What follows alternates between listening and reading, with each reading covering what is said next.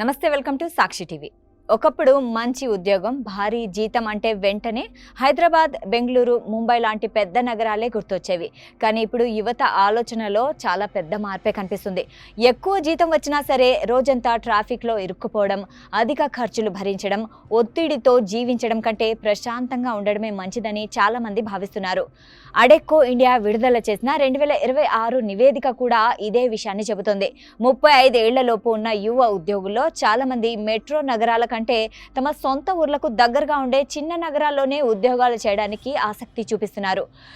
So ఈ విషయంలో నాకేమనిపిస్తుందంటే, ఇప్పుడు యువతకు జీతం ఒక్కటి ముఖ్యం కాదు, కుటుంబంతో సమయం గడపడం, మానసిక ప్రశాంతత, ఆరోగ్యం కూడా అంతే ముఖ్యమని భావిస్తున్నారు.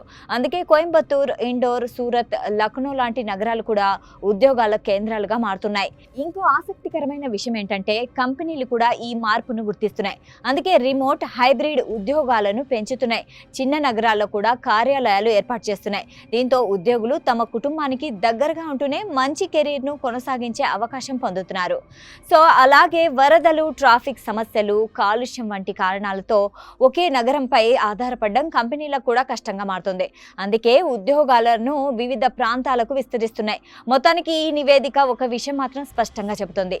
ఒకప్పుడు ఎక్కువ జీతం ఎక్కడ అని చూసిన యువత ఇప్పుడు మంచి జీవితం ఎక్కడ అని ఆలోచిస్తుంది. అందుకే భవిష్యత్తులో చిన్న నగరాల ప్రాధాన్యం మరింత పెరిగే అవకాశం కనిపిస్తుంది. సో ఈ విషయంపై మీరేమంటారు? కామెంట్లో చెప్పండి.